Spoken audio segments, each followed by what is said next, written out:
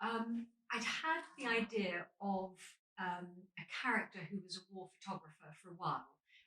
When I used to work in magazines, a Vogue magazine in London, there was a writer called Janine de Giovanni, and she is a war reporter, but she also wrote for Vogue magazine. So she sort of had this incredibly gritty life and this incredibly glamorous life. And I would see her when she came into the Vogue offices and was fascinated by her. She's a very, very beautiful woman. And it always made me think, she's so noticeable. It made me think, how can she do her job as a war photographer? Because you can't ignore her. So I was fascinated by the idea of someone so visible doing something where your beauty is really something that makes you vulnerable. And so I always had this idea in the back of my head, but I didn't have a story to go with it. But then I knew I was setting a story in Amsterdam, and this was one of those books. Sometimes a story comes fully formed. You get an idea, that's your plot, and everything spins out from there. This book, I was having to pull threads together from different places. So I knew I wanted a book in Amsterdam. And then I was in Amsterdam and I saw this woman cycle past me on her bike with her son beside her.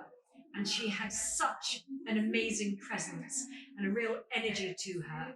And I suddenly realized that she was going to be the war photographer that I'd been holding in my head for quite a few years.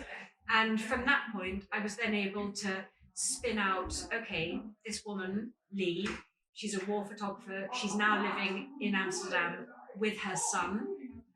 What's her backstory? What's the plot? So that was sort of how I came to write this book. It was different threads from different places all knotted together.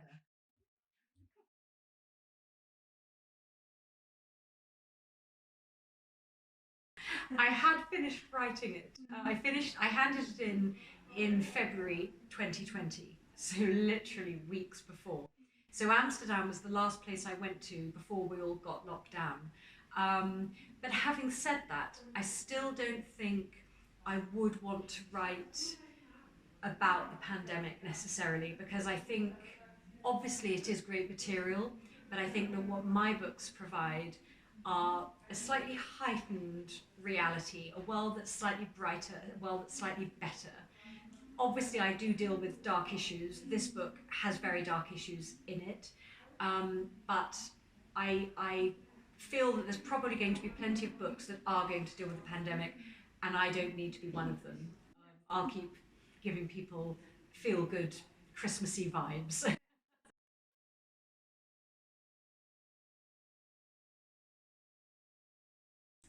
I haven't, but I have got a few Dutch friends, and they told me over the years, but also then when I told them my book was in Amsterdam, so they gave me all the background on it and really gave me detail that I couldn't get just by googling it. So I was lucky that I had some sort of insider information, but I've always spent Christmas at home. I'm sort of really particular about it. Having said that, because the Dutch don't actually celebrate Christmas, they celebrate St. Nicholas Day, which is earlier in December. So probably I could go and celebrate that in Holland and then be back in the UK for Christmas.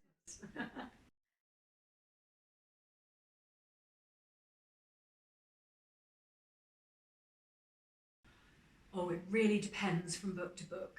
Um, but the location is so important. It was never something I deliberately set out to do, but it was something that my readers latched onto really early, and so it has become a trademark, and it is an important consideration now. But I wouldn't place a book somewhere if I didn't feel it. There are plenty of places I have been to that I simply wouldn't write about because I don't get a sort of a vibration from them, a feeling. Um, I, I can never say exactly what it is I'm looking for. I do like old, crumbly places. I don't like anywhere too new and too shiny. I like a sense of history.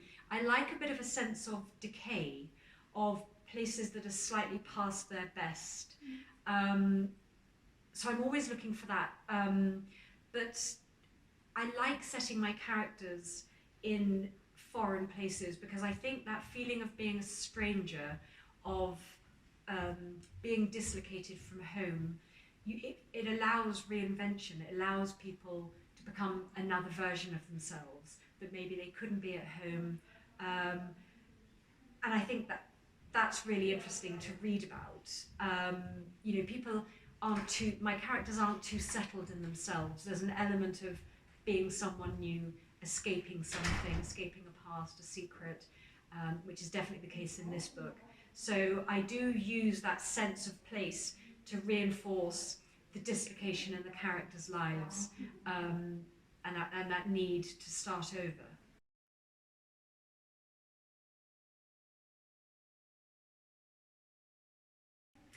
I wish I knew.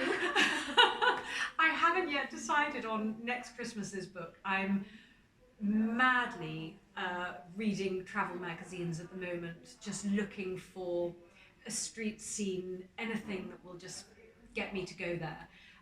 Next summer's book is based in St Kilda, which is a really tiny island off the coast of Scotland. And that's actually a historical novel set in 1930, and it's going to be a series. There'll be 5 books, and each book will be concerned with a young woman from the island and her life after the evacuation in 1930. And there's a big mystery, there's a murder mystery that threads the books together.